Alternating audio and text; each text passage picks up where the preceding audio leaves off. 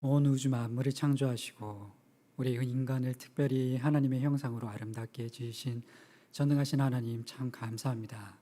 저희들에게 복을 주시려고 이 귀한 하나님의 말씀을 듣고 배우는 시간을 허락하여 주심을 믿습니다.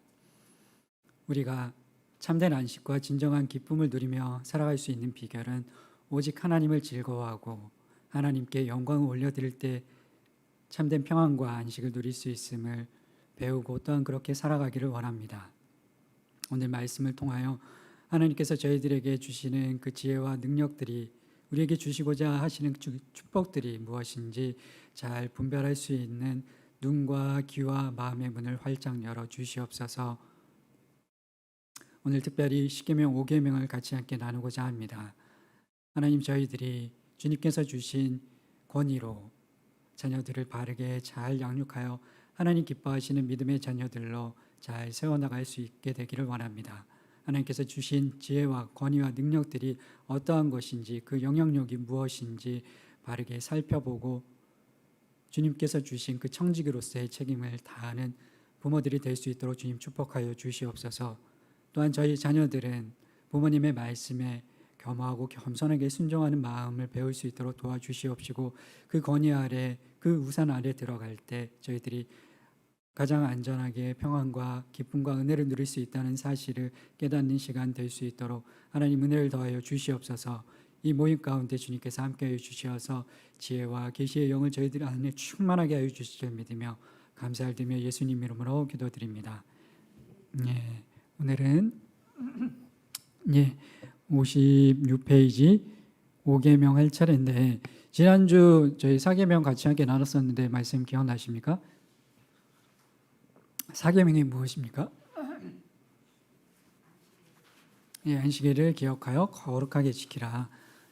그 안식일을 기억하여 거룩하게 지키라. 이제 패턴이 1계명부터 10계명까지 그 10계명에 저희들에게 가르쳐 주시고자 하시는 그 말씀의 내용들, 그 패턴이 거의 동일 유사하게 반복된다고 지난주에 알려드렸는데 어떤 건지 기억이 나십니까? 먼저는 1계명, 2계명, 3계명, 4계명 다 이제 5계명까지 전부 다 먼저 10계명까지 처음은 다 똑같습니다. 정의를 물어보고 1계명의 정의가 무엇입니까? 하고 물어보고, 그리고 두 번째는 1계명이 2계명이 요구하는 것은 무엇입니까? 그리고 또 반대로 금지하는 것은 무엇입니까? 그리고 마지막으로 이 계명을 주신 이유는 무엇입니까? 보통 그렇게 패턴이 구성이 되어져 있는데, 근데 5계명까지만 그렇게 구성이 되어져 있고 6계명부터는 그냥 간단해요. 이제 정의를 물어보고 이 계명이 요구하는 것이 무엇인지 물어보고, 그리고 이 계명에서 금지하는 것은 무엇이냐. 6계명부터 10계명까지는 그렇게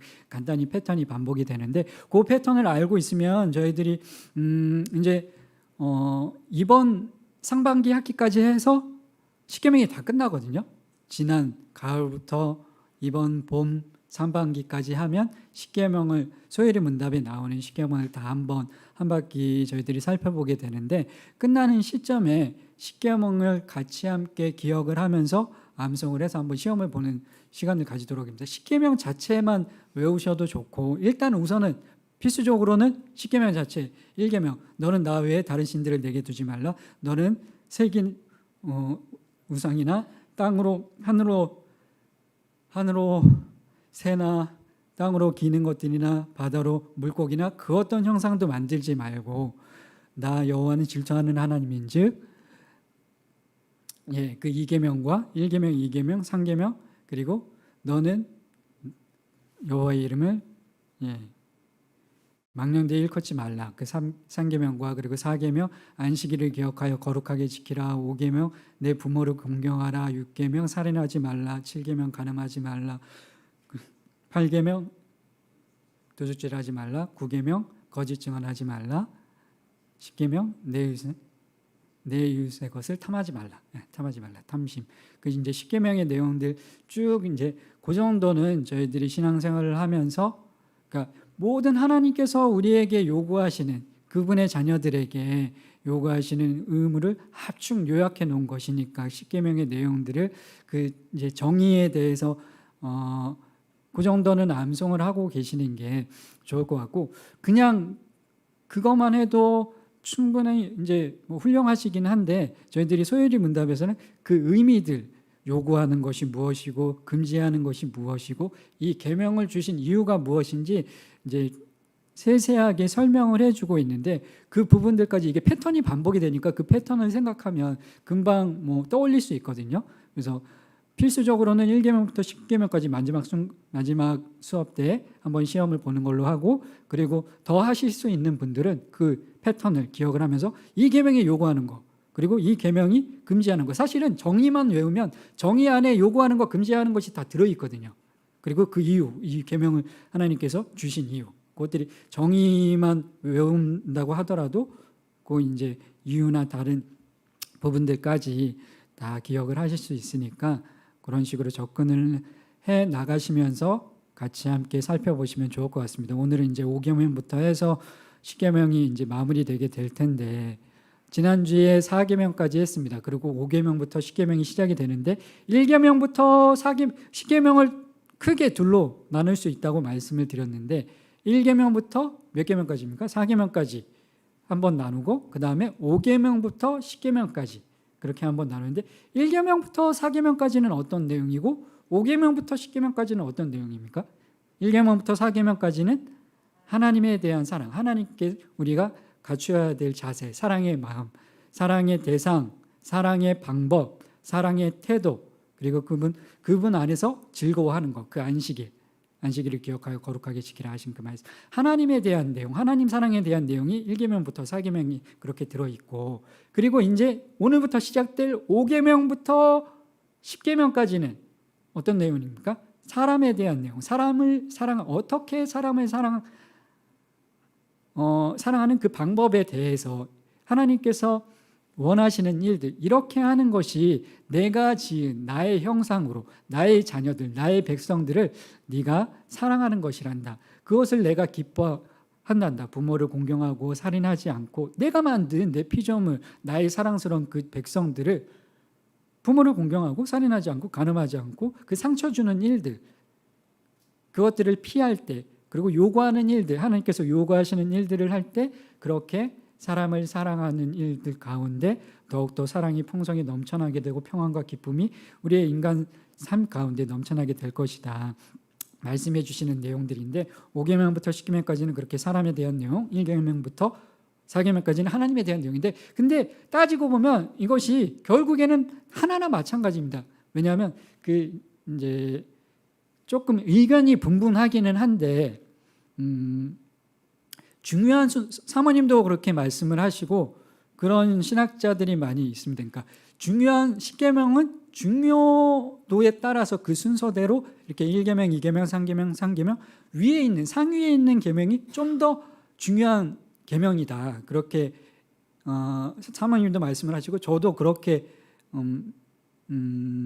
해석을 하는 편이고, 근데 안 그런 분들도 계시긴 하거든요. 다 똑같다, 다 동일하게 중요한 것이다, 그렇게 이야기하시는 분들이 계시는데 생각해 보시기 바랍니다. 너는 나 외에 다른 신을 내게 두지 말아라. 그러니까 사랑의 대상에 대한 계명이잖아요. 1계명이 하나님을 진심으로 사랑하면, 누군가를 진심으로 사랑하면 어떻게 되겠습니까? 제가 만약에 그때도 그 이제 4계명부터 4문부터 38문 그 하나님에 대한 내용을 할 때도 주영이 얘기를 같이 하면서, 제가 주영이를 좋아하는데, 주영이를 사랑하면 주영이는 김치찌개는 정말 싫어하고 지금 국적이 미국 사람이거든요. 미국 사람이라서 김치찌개는 별로 안 좋아하고 소고기를 좋아하는데, 제가 주영이 사랑한다고 하면서 야, 내가 맛있는 거 사줄게 하고 김치찌개, 싫어하는 김치찌개를 사주러 가면 주영이가 좋아하겠습니까? 내가 사랑하는 사람이 좋아하는 것이 무엇이고 싫어하는 것이 무엇인지, 좋아하는 것은 해주고 싫어하는 것은 하지 않는 것이 그 사랑하는 사람에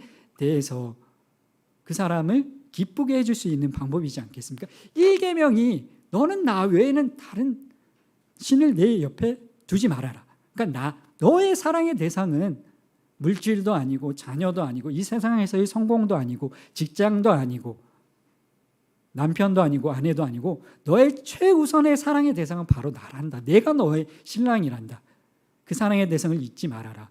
그러니까 이제 그것을, 그 계명을 잘 지키는 사람이라면, 하나님을 진심으로 정말 뜨겁게 간절히 사랑하는 사람이라면 어떻게 하겠습니까? 그분이 좋아하시는 것 해드리고, 김치찌개 싫어하시고 소고기를 좋아하시면 소고기를 사드리고, 그분이 싫어하시는 것 하지 않으면서 그분을 정말 사랑하면 기쁘시게 해드리기 위해서 노력하지 않겠습니까? 이 내용들이 부모를 공경하는 것을 좋아하시고 하나님께서 기뻐하시고, 그리고 살인하는 것, 생명을 귀중하게 여기시는 것을 기뻐하시는데 싫어하시는 것이 살인하는 것인데, 생명을 가볍게 여기시는 것인데, 생명을 가볍게 여기는 행동들, 마음들을 하나님께서 싫어하시는데 그것을 행하면 하나님께서 마음이 아프시지 않겠습니까? 우리의 사랑의 대상이신. 그러니까 결국에는 중요한 순서대로, 저도 사모님, 다른 신학자들도 그렇게 이야기하는 분들이 계시고, 저도 사모님과 마찬가지로 그렇게 생각을 하고, 그 신학자들 중요한 순서대로 그렇게 계명이 우리에게 주어져 있다, 그렇게 생각을 하는데, 하나님을 사랑하면 이 계명을 잘 그 의미를 알고 하나님을 진심으로 사랑하는 사람들은 나머지 계명들도 마음과 목숨과 힘과 뜻을 다해서 지킬 수밖에 없습니다. 근데 이제 더 구체적으로 세세하게 그냥 막연하게 좋아하는 게 아니라, 저는 이제 두 가지만, 김치찌개와 소고기만 얘기했지만, 정말 제가 주영이가 너는 내가 봤을 때 피구를 잘하는 것 같아. 피구 선수로 앞으로 배구라든지 피구 선수 그거 하면 네 성공하고 네 인생이 행복할 거야. 얘는 성악가를 하고 싶은데 나는 그것이 즐거운데.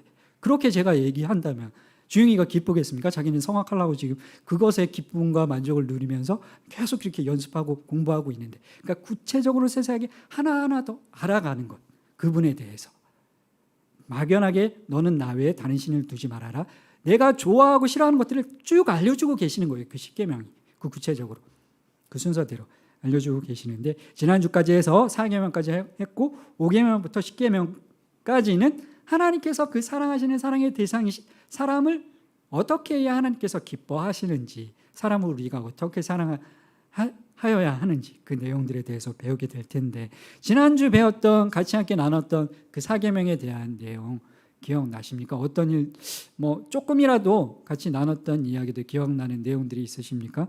지난주 이제 그 안식이라는 것이, 너는 안식일을 기억하여 거룩하게 지키라. 모든 10계명이 1계명부터 10계명까지가 전부 다, 오늘 배울 5계명도 그렇고, 우리에게 멍에를 지우는, 우리를 강박하는, 압박하는 그런 규칙, 명령, 그런 것이 아닙니다. 지난주 4계명 할 때도 그런 말씀을 드렸었는데 기억하시는지 모르겠는데, 안식일을 기억하여 거룩하게 지키라고 말씀하신 이유는 우리에게 진짜 안식을 주시기 위해서 그런 것이에요.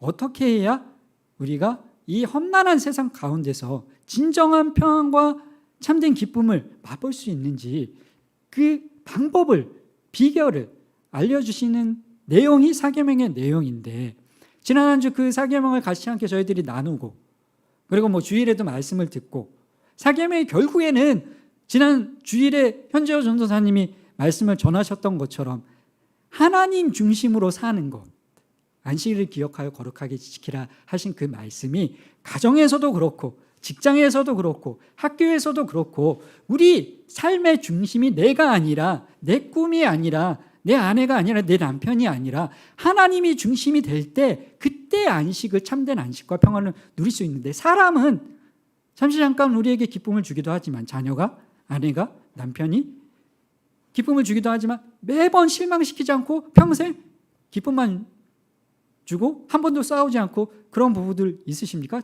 지난주에 진실이 무엇인지는 제가 여쭤보려다가 못 여쭤봤는데, 5월 13일인지 5월 14일인지 언제가 결혼? 13일이었어요? 그럼 손은재 성도님이 틀리셨네요. 아우시네.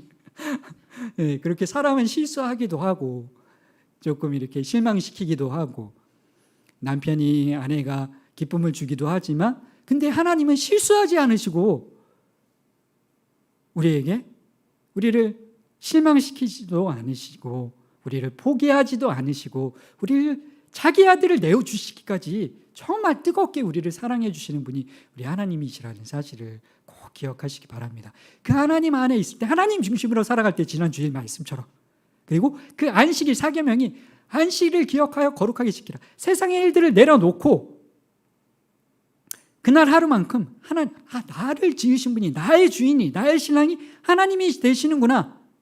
그것을 몸소, 실천으로 신앙 고백하는 것이, 실천으로 신앙 고백하는 것이 직장의 일을 내려놓고 학교의 일을 내려놓고 주일에 온전히 나와 같이 함께 예배드리며 같이 함께 성도들 간에 교제하는 것.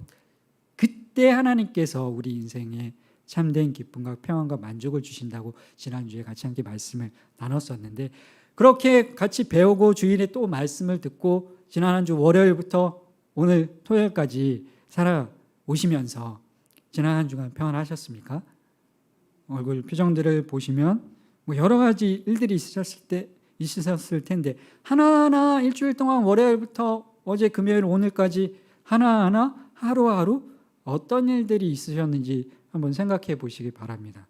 뭐 학교에서 공부하는 일 때문에 근심하고 걱정하고, 뭐 성악 연습하다가 또 잘 돼가지고 목소리가 갑자기 득음을 해서 기쁨을 느꼈을 수도 있고, 그리고 우리 청년들은 아르바이트 하랴, 뭐 수업 듣고 과제 하랴 그러면서 많이 지치고 피곤하고 몸이 지치니까 마음도 힘들고, 평안이 아니라 안식이 아니라 염려와 근심과 지침 가운데 우울과 불안과 어두운 감정들을 느꼈을 수도 있는데, 그리고 어른들도 성도님들도 직장인 일들 가운데 아니면 건강의 문제 때문에 경제적인 문제 때문에 근심 염려하는 일들이 있으셨을 수 있는데 어떠셨습니까? 지난 한 주 뭐 자녀의 문제 때문에 자녀가 아파서 어떤 분들은 근심 걱정 염려하시기도 하시고,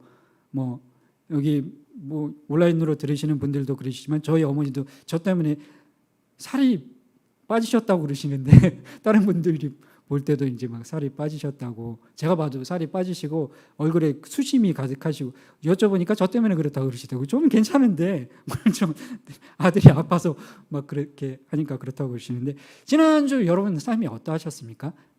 하나님 중심으로 살 때 자녀가 중심이 아니라 전능하시고 전지하시고 우리를 실망시키지 않으시고 실수하지 않으시는 그 하나님을 바라보고 살아갈 때 하나님이 참된 평안과 안식을 우리에게 주신다고 말씀을 하시는데, 건강의 문제 때문에 경제적인 문제 때문에 학교의 일들, 아르바이트, 과제, 뭐 동아리, 뭐 리더로 섬기는 거, 뭐 사람들이 잘 따라와 주지 않아서 그런 일 때문에 하나님이 주시고자 하시는 안식과 평안은 누리지 못하고 내가 어떻게 아둥바둥 그거 해결해 보려다가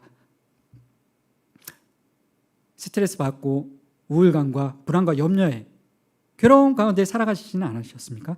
차라리 그런 거면 나은데, 그런 일들 때문에 그런 거면 나은데, 그게 아니라 세상의 일을 즐기다가 하나님을 떠나버리고 하나님 주시면서 살아가는 것이 아니라 사랑의 대상을 하나님으로 삼는 것이 아니라 세상을 사랑의 대상으로 삼아서 지나치게, 하나님이 완전히 그것을 금하게 하신 것은 아니지만 무절제하게 세상의 향락, 미디어나 뭐 문화, 세상의 문화들, 뭐 취미 활동들, 그런 것들을 무절제하게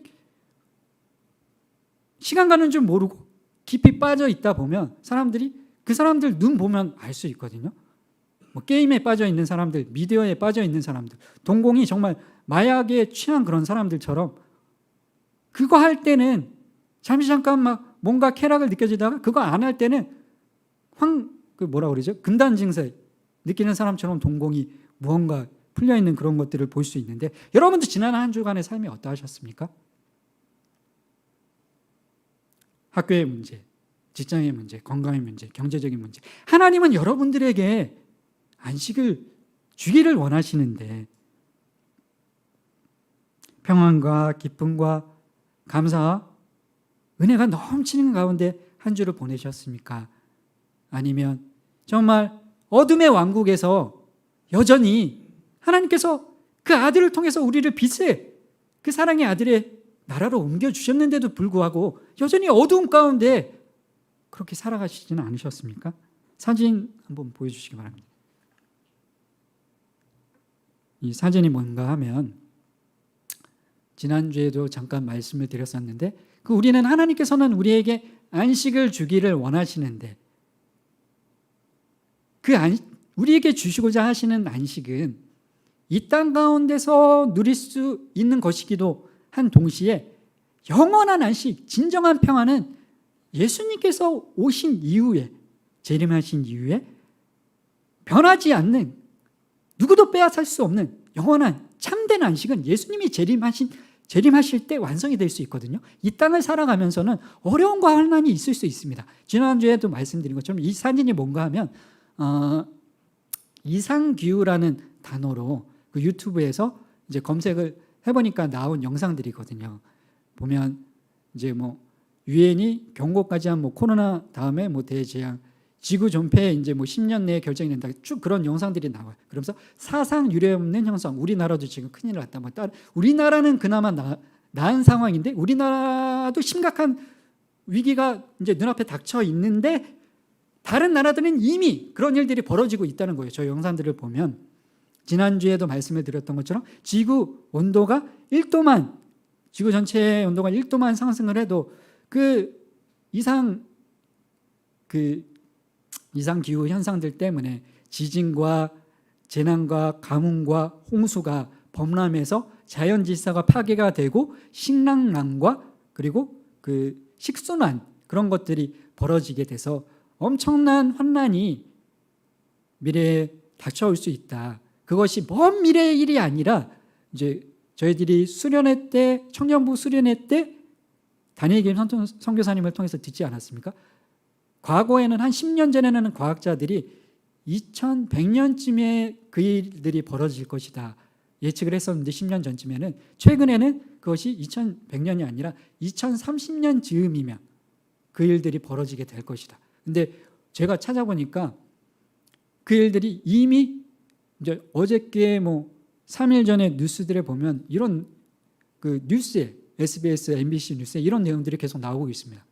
보시면 파멸 수준의 뭐 현상이 지금 곧 우리나라를 덮친다. 이번 올 여름에 엄청난 그 홍수와 엄청난 폭염이 우리나라를 덮을 것이다. 그 이제 이미 다른 나라에는 뭐 캐나다나 뭐 미국이나 그리고 터키, 튀르키예에도 그 지진이 나지 않았습니까? 지진뿐만이 아니라 그 허리케인 때문에 쇼파가 날아다니고 있대요. 고층 빌딩 옆에 쇼파가 막 날아다니고 있다고 하는데 그런 일들이, 그리고 또 밑에 보시면 기후변화 마지노선 뭐 1.5도 5년 안에 뚫릴 확률이 뭐 66%다. 그게 불과 뭐 3일 전 뉴스고 막 그래요. 이렇게 지금 우리가 살아가고 있는 세상이 환난이 먼 미래의 일이 아니라 눈앞에 하나님께서 언제 마지막 때를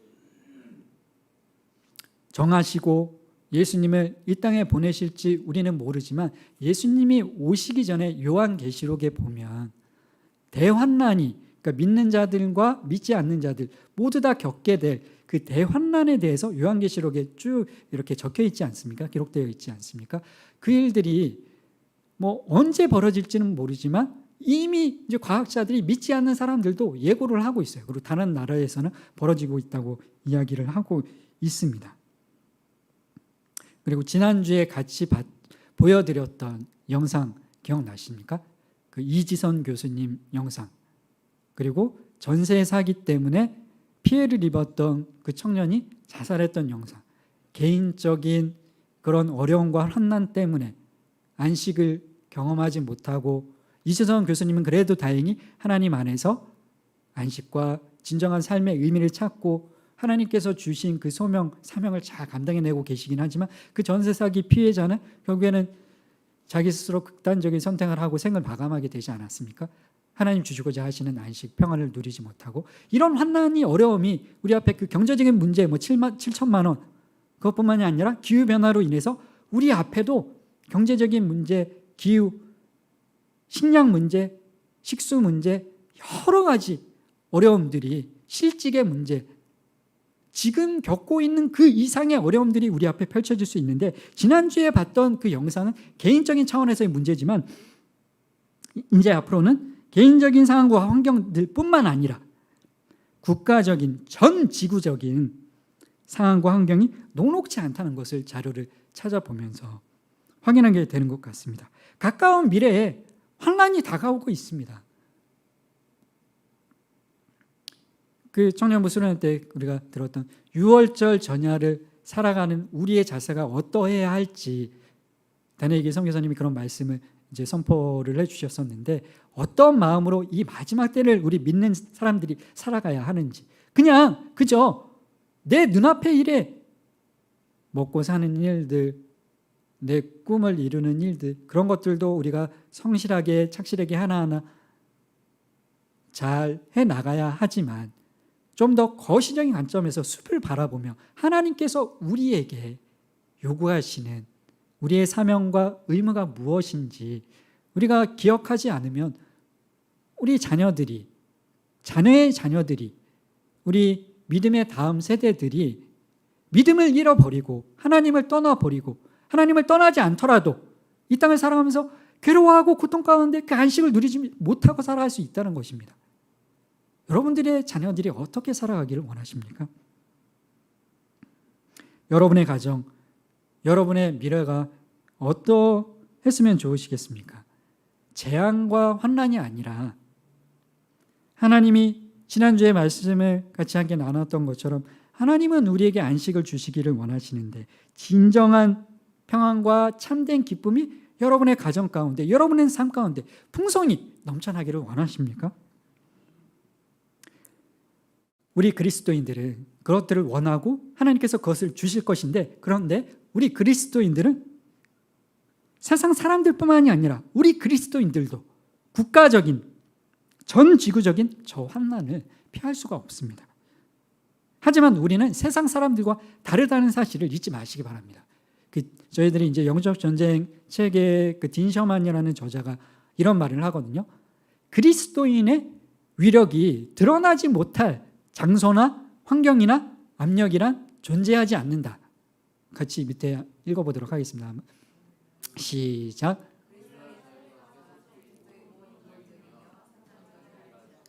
모든 그리스도인 안에 있는 그리스도보다 결코 크지 못하다. 미래에 환난이 닥쳐올 것이지만 기근과 재난과 지진과 가난과 식순환과 그것으로 인한 전쟁과 다툼이 벌어지게 될 것인데, 그리스도인의 위력이 드러나지 못할 장소나 환경이나 압박이란 절대 존재하지 않고, 요한 1서 4장 4절에는 이렇게 기록이 되어 있습니다. 너희 안에 계신 이가 세상에 있는 자보다 크심이니라. 그렇기 때문에 우리 안에 계신 그리스도께서 크시기 때문에 우리는 이런 미래 환난이 예고되어 있다고 할지라도, 지금 여러분들이 그런 일들을 혹시 겪고 계시다고 할지라도, 우리는 예수님 안에서, 하나님 안에서 상황과 환경을 초월하여 주실 약속을 바라보면서 그 약속을 이미 현 시점으로 현재를 해석하는 것이 아니라 미래에 이루실 그 약속을 미래로 현재를 해석하는 사람들이 우리 그리스도인이라는 사실을 잊지 마시기 바랍니다. 이사야 58장 13절로 14절 말씀 같이 함께 읽어보도록 하겠습니다. 시작.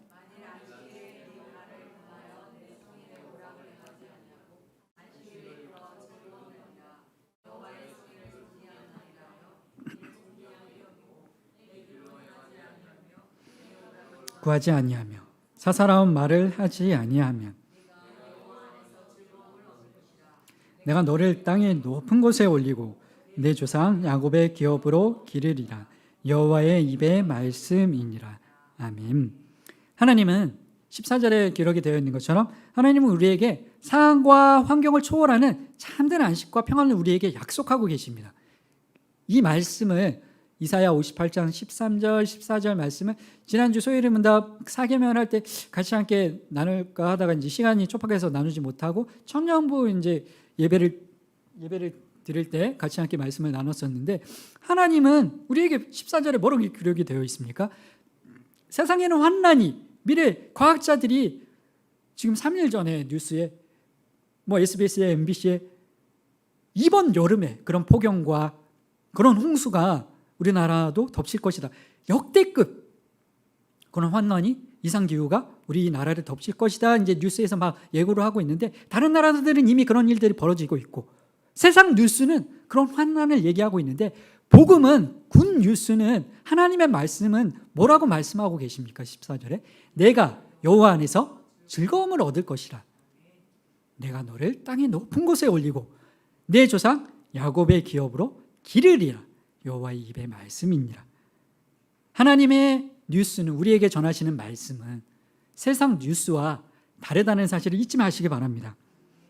우리를 즐겁게 우리 마음 안에 그 여호와의 즐거움으로 우리 마음을 가득 채워주시고 여러분이 하고 있는 일들 가운데 이 땅 가운데서 여러분을 땅의 높은 곳에 올려주시고 그리고 이 땅 가운데 이 땅을 살면서 야곱의 기업으로 야곱의 기업이 무엇입니까? 저희들이 새벽 때 창세기 말씀을 같이 함께 살펴보고 있는데 야곱이 그 땅에 대한 축복과 자손에 대한 자손 번영에 대한 축복을 그리고 복의 근원이 될 것에 대한 축복을 하나님께 약속받지 않습니까? 그 약속이 실제로 이루어져서 뭐 29장 30장 쭉 넘어가면 그가 기르는 양과 목축들은 이제 삼촌이 기르는 것들보다 더 그 양떼가 더 건강한 새끼들을 더 많이 낳고 야곱 스스로도 12명이나 되는 자손들을 낳게 되고 실제적으로 그 하나님의 약속이 성취되는 것을 야곱이 경험을 했는데 이 땅을 살아가면서도 그 야곱의 기업, 야곱의 재산 그것으로 우리 믿는 자녀들을 기르시겠다고 하나님은 약속을 하고 계십니다. 미래 세상 뉴스는 환난을 예고하고 있지만 이 어려움과 환난 가운데 하나님은 우리에게 굿 뉴스, 즐거움과 우리를 높여주시겠다는 그 약속과 하나님의 그 야곱의 기업 그 재산으로 우리를 기르시겠다는 그 약속을 우리에게 하고 계시다는 사실을 잊지 마시기 바랍니다. 그런데 그 앞에 말씀도 13절도 우리가 기억을 해야 하는데 그 14절의 약속이 우리 삶 가운데 빨리 신속하게 이루어지고 더 풍성히 이루어지려면 어떻게 해야 하는가 하면 하나님의 안식일에 하나님의 거룩한 성일에 그분의 성일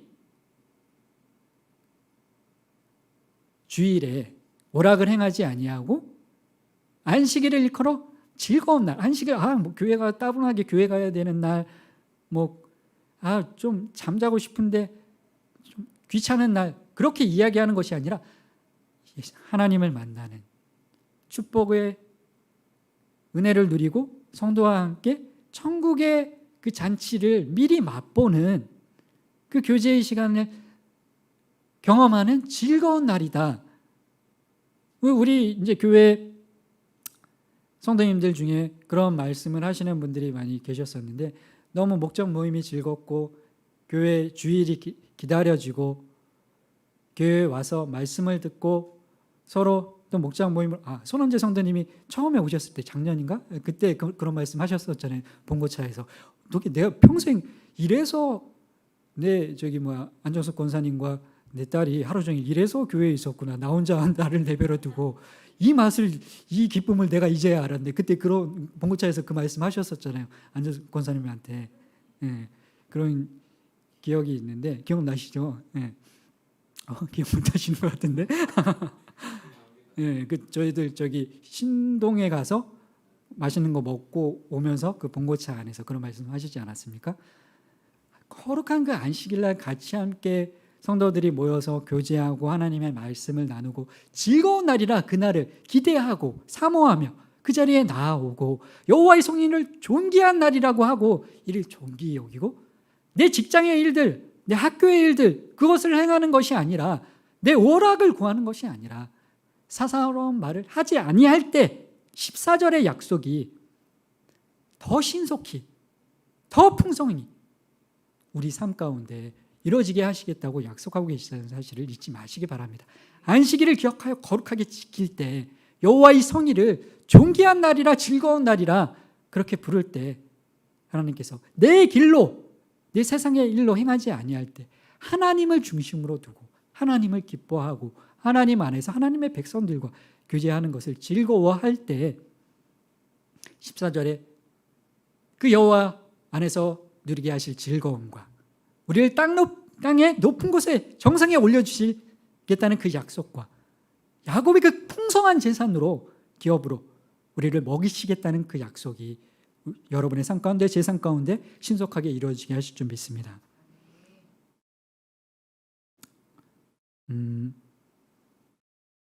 오늘 말씀은 이제 5계명을 시작을 하게 될 텐데 5계명도 다 마찬가지입니다. 5계명부터 10계명까지 1계명부터 4계명까지도 그렇고 5계명부터 10계명까지도 계속 지금 말씀드린 것처럼 다른 것을 우리에게 명령하시고 요구하시고 우리를 압박하신 것이 아니라 겁박하신 것이 아니라 너 이거 지켜, 꼭 지켜.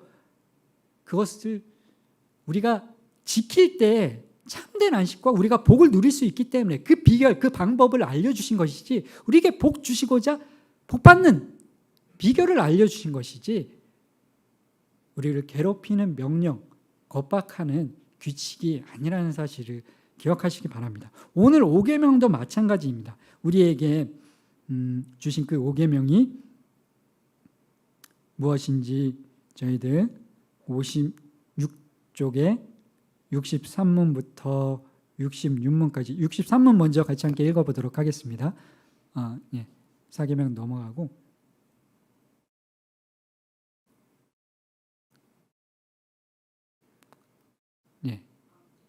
없었어요. 뒤로 다시 넘겨주시고 책 보시고 책의 56페이지에 63문 같이 함께 읽어보도록 하겠습니다. 제가 질문 읽고 답변 해주시면 같이 읽어주시면 되겠습니다. 5계명은 무엇입니까?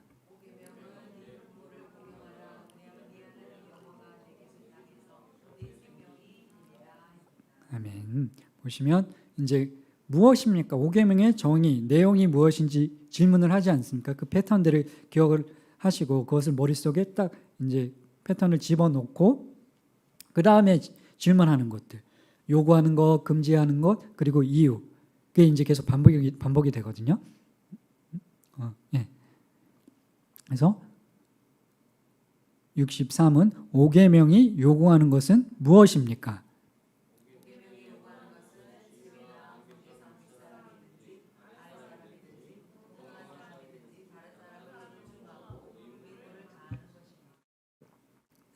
이번에는 금지하는 것. 그리고 이제 이유를 묻게 될 텐데 5계명이 금지하는 것은 무엇입니까?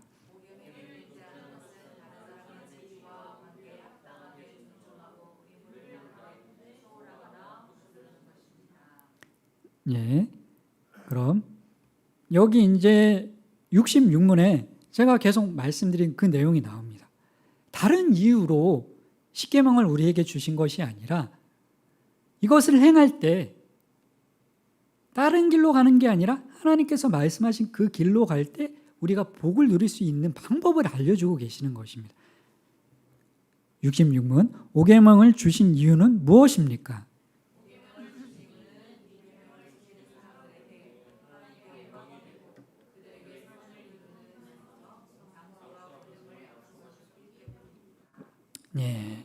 이렇게 이제 반복되는 패턴들을 기억을 하시고 같이 5계명을 한번 읽어봤는데 이제 5계명까지만 이유를 물어보고 뭐 7계명, 6계명부터 10계명까지는 그냥 내용, 정의, 요구하는 거, 금지하는 거 계속 그 패턴대로 6계명부터 10계명까지는 나오거든요. 그걸 이제 염두에 두시고 다음 주부터 이제 그렇게 공부해 나갈 것이다 생각을 하면서 예습을 하시면 도움이 되실 것 같습니다. 복습하실 때도 그렇고 마찬가지고.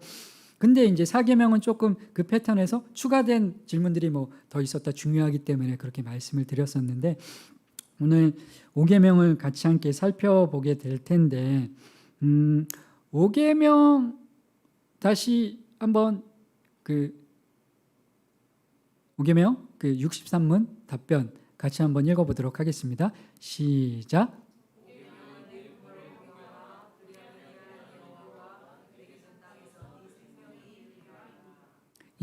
내 부모를 공경하라. 거기서 이제 한번 끊어주시고 이제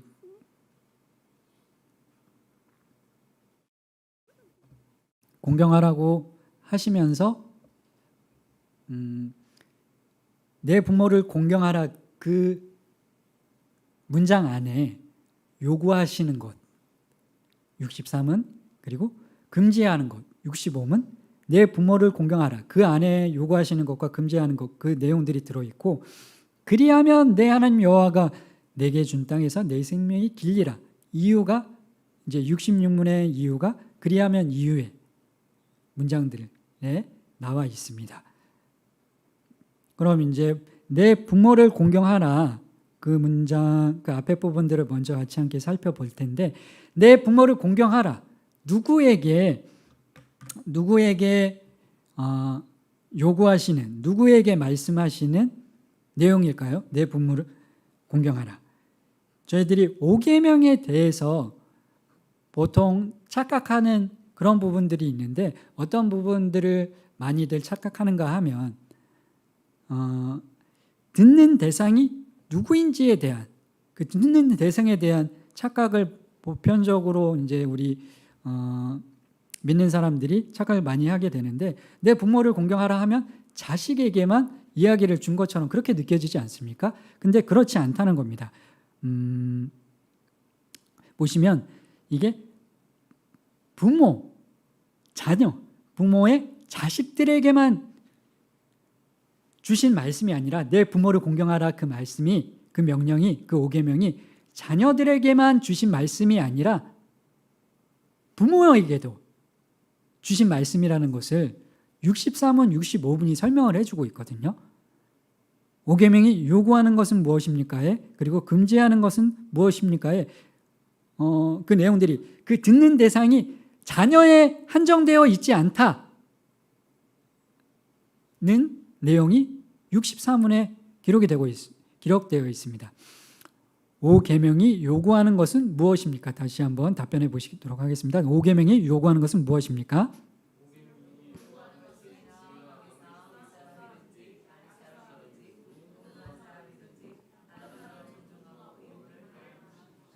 네. 자녀들이 부모님, 윗사람들만 공경하는 것을 요구하는 것이 아니라고 여기에서 기록되어 있지 않습니까? 저도 이제 뭐 그렇게 오해했던 적이 있고 착각했던 적이 있는데 많이들 오해하는 것이 그 5계명에 대해서 자녀들에게만 해당되는 말씀이다. 그렇게 오해하는데 지위나 높은 사람이든 낮은 사람이든 지위 고하에 상관없이 무관하게 동등한 사람이든지 같은 친구들끼리라도 그렇고 부모 자식 간에도 그렇고 내가 부모한테만 그렇게 하는 것이 아니라 부모도 자식한테도 존중의 의무, 존중하고 내가 해야 될 의무를 요구하고 계시다고 지금 말씀을 하고 계십니다. 64문의 답변과 65문의 답변을 보시면 중복해서 동일하게 나오고 있는 단어가 있는데 뭐 여러 가지가 있지만 그 중에서 그것도 이제 후반부에 존중 의무, 존중 의무 그게 이제 64문의 답변에도 나오고 65문의 답변에도 존중 의무라는 내용들이 다 나옵니다. 그러니까 64문은 무관하게 지위 고하에 무관하게 높은 사람이 낮은 사람에게도 존중과 해야 될 의무가 있고 낮은 사람이 높은 사람에게도 높은 사람을 존중하고 해야 될 의무가 있다는 것이 그것을 요구하고 계시다는 것이 64문의 내용이고 65문은 한정되어 있습니다. 그 대상이.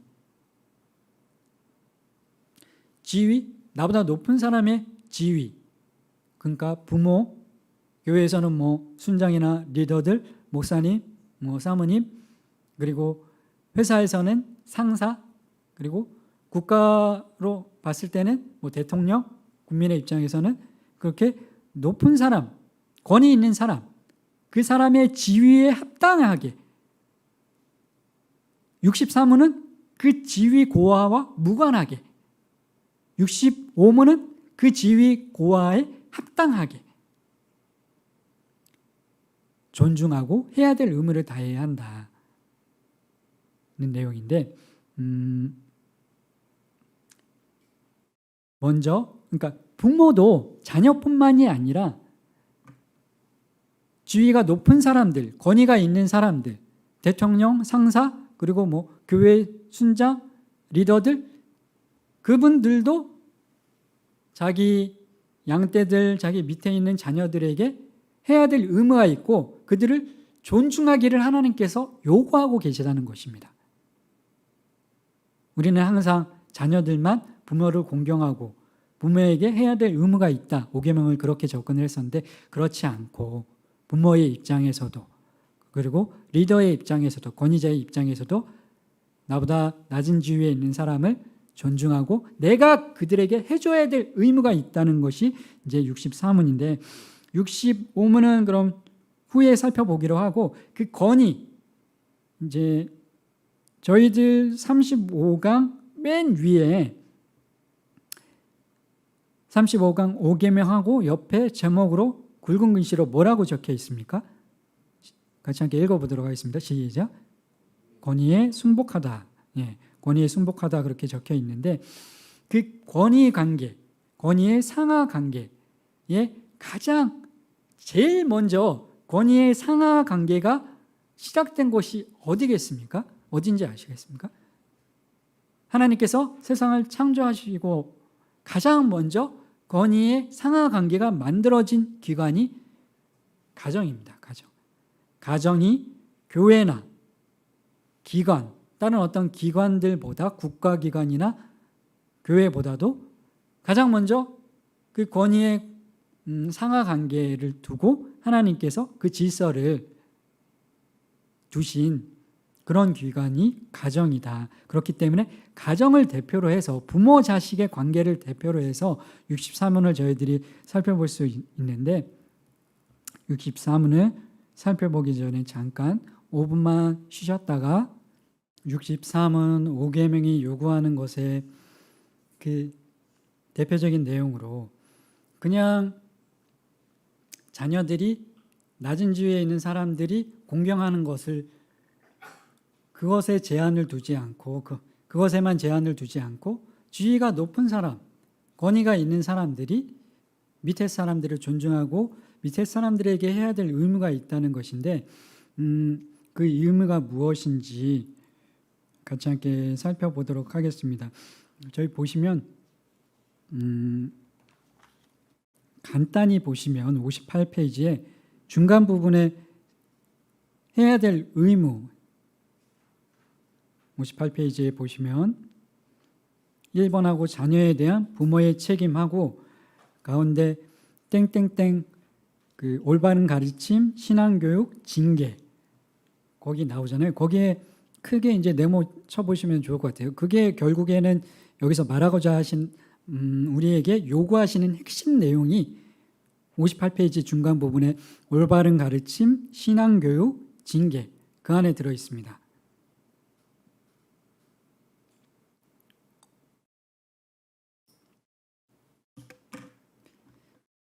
네. 해야 되는 의무가 존중하고, 내 자녀를 존중하고 내 부하 직원을 존중을 하고 해야 되는데, 내 자녀를 존중을 하는 것뿐만이 아니라 부모로서 해야 될 의무가 있다. 내 부모를 공경하라 했으면 그냥 나는 공경만 받으면 되는 거 아닌가? 그게 아니라 부모로서 공경받기 위해서는 해야 될 의무가 있다는 건데, 세 가지. 무엇입니까? 아이들의, 자녀들의 인생에서 최초의 교사는 부모이고, 그리고 최초의 목회자도 부모이고, 그리고 최초의 대통령, 통치자도 부모인데, 교사로서, 최초의 목회자로서, 그리고 최초의 통치자, 대통령으로서 자녀를 가르칠 의무가 있다는 것을 5계명이 우리에게 말씀해 주고 계시다는 것입니다. 내 부모를 공경하라. 그 말씀 안에는 우리에게 요구하시는 것이, 부모에게, 권위자에게 요구하는 것이 올바른 가르침, 교사로서의 올바른 가르침과, 그리고 목회자로서의 올바른 신앙 교육, 그리고 잘못된 길로 갔을 때 대통령이 어떤 일들을 합니까? 뭐 여러 가지 일들을 하는데 범죄 행위를 한 사람들, 잘못된 길로 가는 사람들, 뭐 재판을 해서 감옥에 보내고 그런 어떤 시스템들을 운영을 하지 않습니까? 경찰과 법원들을 통해서, 그리고 국회를 통해서 이러이러한 잘못을 했을 때 이 정도의 징벌을 받아야 된다. 그 모든 것들을 총괄하는 사람이 대통령이지 않습니까? 대통령, 가정에서 여러분의 자녀의 최초의, 밖에 계신 분 빨리 들어오시고, 여러분들의 가정의 최초의 통치자는 부모인데, 여러분들의 자녀의 최초의 통치자는 부모인데, 잘못된 길로 갔을 때는 대통령이 하는 것처럼 바르게 분명하게 그 실수의 수위에 맞는 적절한 징계가 주어져야 되는데, 그런 일들을 하나님께서 권위자들에게, 부모에게 요구하시는 내용이 오계명에 담겨져 있다는 것입니다. 왜 그런 것들을 요구를 하시는가 하면, 그리고 그것들을 할 수 있는 이유, 근거, 57페이지로 다시 넘어가셔서 오계명을 지켜야 하는 근거, 그러니까 부모의 입장에서, 권위자의 입장에서 오계명을 지켜야 하는, 교사로서, 목회자로서, 통치자로서 가르치고 징계하고 올바로 신앙교육을 해야 될 의무가 왜 있는가 하면, 그리고 그럴 수 있는 근거가 어디에 있는가 하면 하나님께서 위임하신 권위가 부모에게 있기 때문에 그런 일들을 할 수 있고 해야 된다는 것입니다. 여기 보시면 이제 오타가 있는데, 오계명을 지켜야 하는 근거, 권위하고, 밑에 보시면 하나님께서는 아랫 사람들을 잘 돌보고 지켜야 할 책임이 있는 사람들에게 하나님의 권위를 주셨고, 이 권위자들에게 하나님을 대표하게 하셨다. 그러니까 대표가 아니라 일인데 이제 오타거든요. 대표는 이제 이사들 뭐 회사에 이사들이 여러 명 있을 수 있잖아요. 여러 명. 그 이사들 여러 명 있는 중에 대표가 대표이사지 않습니까? 대표이사가 이사들 중에 최고 권위를 갖는 사람인데, 그러니까 우리가 대표가 되는 게 아니라 대리할 뿐인 것이지, 하나님을 대리할 뿐인 것이지, 최고 권위자는 하나님이시지 않습니까? 그래서 이제 대표가 아니라 대리하게 하셨다. 위임을 하시고 권위자들에게 권위를 주셔서 대리하게 하셨다. 밑에도 보시면 거기 또 밑에 화살표, 위에 두 번째 화살표에, 그러나 하나님께서 사람을 만드시면서 사람들 사이에 하나님의 권위를, 대표가 아니라 대리할 수 있는 사람,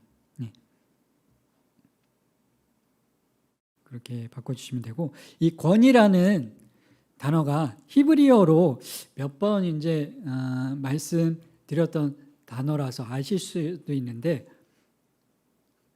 권위라는 단어가 그 영광이라는 단어가 히브리어로 뭐라고, 목사님도 몇 번 말씀을 하셨고 저도 수요 예배 때 말씀을 드렸었는데 기억나십니까? 그 영광이라는 단어가 히브리어로 뭔지.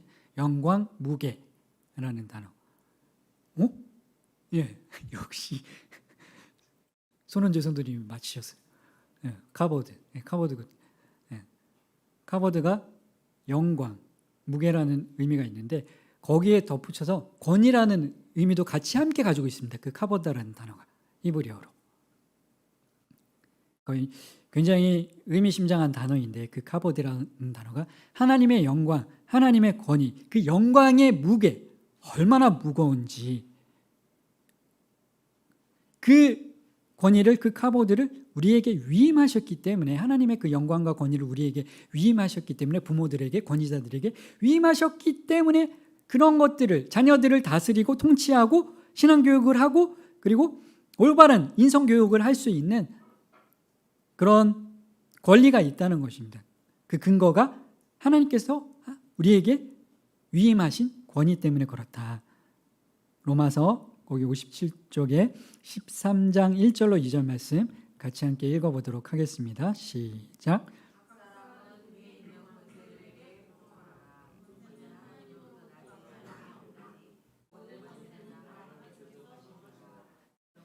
권세를 거스르는 자는 하나님의 명을 거스림이니 거스르는 자들은 심판을 자취하리라. 가정에서 부모님뿐만 아니라 그리고 교회에서도 학교에서도 그리고 국가에서도 직장에서도 나보다 상사 모든 나보다 권위가 있는 사람들은 그냥 그렇게 된 것이 아니라 각 사람 위에 있는 권세들에게 복종하라고 말씀을 하시면서 왜냐하면 권세는 하나님으로부터 나지 않음이 없기 때문에 모든 권세는 다 하나님께서 정하신 바이기 때문에 직장의 상사에게 그리고 교회 안에서는 리더에게 순장에게 그리고 목회자에게 순종해야 될 이유가 하나님께서 그런 것들을 정하셨기 때문이다. 로마서 13장에서 말씀하고 계시다는 사실을 잊지 마시기 바랍니다. 거기에 거역을 하고 불순종을 하는 것은 그 대리 하나님의 권위를 위임받고 하나님의 일을 대리하는 사람에게 거역하는 것은 하나님을 거역하는 것이나 마찬가지라는 사실을 우리가 꼭 잊지 마시고 하나님의 명을 거스르는 자들은 그 심판을 로마서 13장 2절에 그 심판을 자취하리라. 그 심판을 자취가 스스로 취하게 될 것이다. 권세들에게 불복종하는 사람들은 불순종하는 사람들은 그 심판을 자취하는 것이 그 심판이 얼마나 무서운 것인지 잊지 마시고 모든 권세는 하나님께서 정하신 바라는 사실을 기억하시고 겸허하고 겸손한 자세로 그 권세 앞에 권위 앞에 순종하고 하나님의 주시는 복을 누리시는 여러분들이 되시길 축복합니다. 그럼 그 위임받은 권세로 부모들이 직장 상사가 순장들이 리더들이 집사님들이 교회의 청년들을 다른 성도들을 목사님의 권위를 위임받아서 가르칠 수도 있고 한데 근데 왜 부모가 자녀를 가르쳐야 하는가? 교사로서, 목회자로서, 통치자로서 왜 가르쳐야 되겠습니까? 이제 저희 책에도 나와 있는데 사람은 그냥 두면 악한 본성을 가지고 있기 때문에 엔트로피의 법칙 59페이지에 보시면 모든 사물은 모든 자연의 질서는 모든 자연의 사물들, 피조물들은 질서에서 무질서로 그냥 방치해두면 질서에서 무질서로 흘러가게 되어 있다. 그것이 이제 엔트로피의 법칙인데 59쪽 같이 함께 읽어보도록 하겠습니다. 정시적 엔트로피 법칙 시작. 법칙 중 하나로서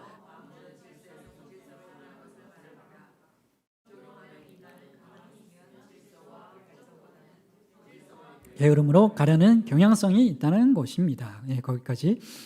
우리가 사람도 그렇고 방도 그냥 내버려 두면 방치해 두면 며칠만 지나면 지저분해지지 않습니까? 모든 자연 만물이 다 그렇습니다.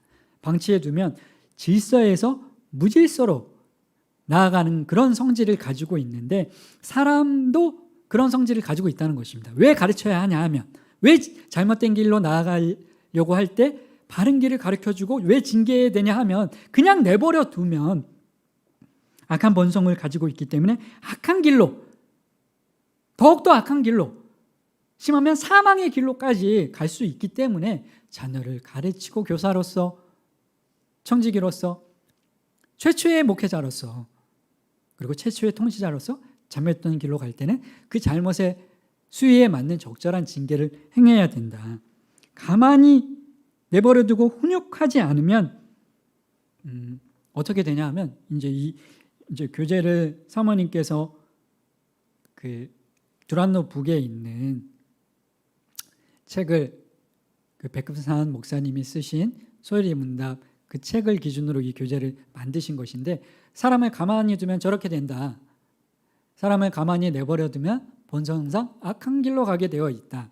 자녀를 올바로 교육시키지 않았는데도 천사처럼 돼서 부모를 공경하고 형제끼리 우애하는 일은 절대 없다.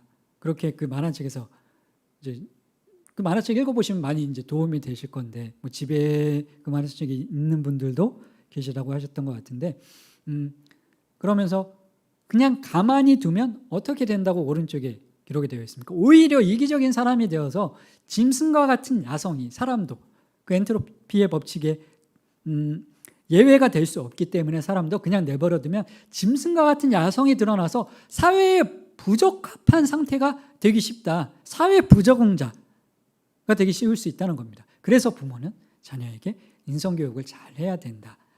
내 부모를 공경하라, 그 5계명 안에는 자녀가 부모를 공경하는 것 이전에 부모로서 자녀에게 해야 될 그 의무들, 그냥 내버려둬서 자연스럽게 천사처럼 부모를 공격하는 자녀는 절대 없다.